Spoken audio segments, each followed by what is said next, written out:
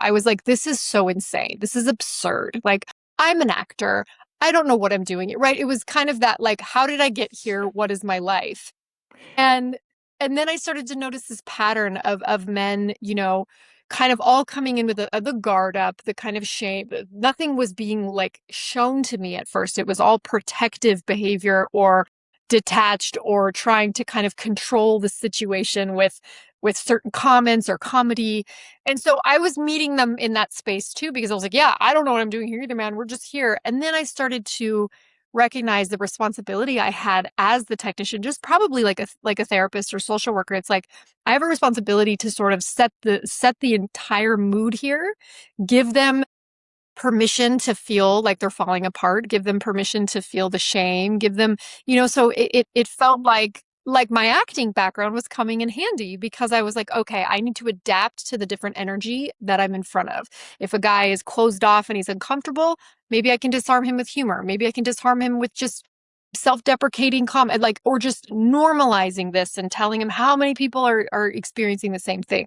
So I always try to find a way in to kind of appeal to their different personalities so that they could feel more relaxed with me, because it was Hmm. just such a responsibility I had, and I took that very seriously, and it was an honor in a way, because I'm like, all right, I'm now meeting men at their lowest. And this is something that just occurred to me through the job, is how full of shame men are about this. Because I was younger and I was like, I don't know any guys dealing with this. This must just be like this old guy thing, right? But it very much wasn't. And so I had this front row seat to male shame that I didn't know existed, let alone knew what to do with. And so it was sort of like trial and error for me to really find my way in to help them feel safe in order to open up and share, because a lot of men never even told their wives they were coming in to see anybody for this problem, right? They were even hiding that. So there was so much shame wrapped around this for the majority of them that I felt that, and I wanted to handle it with care to the best of my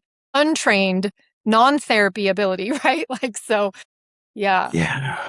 Well, You know, I, interesting, because I mean, you bring the human into it immediately, and you say untrained, but you have a physio background already. Acting, Yeah, of course, that makes so much sense. Because absolutely. guess what? Empathy. You get to play the role of technician, Well, and you and learn that's in a real acting role. to, it's a real role, you're right. And then you learn acting is all about being able to empathize with different characters that you're taking on. You can't sit here and hold judgment against a character, or you will never be able to fully embody them, right? So you have to embody all their messy parts, all their flaws. And I know, my whole mantra from young age is I loved storytelling in movies because it made me feel less alone.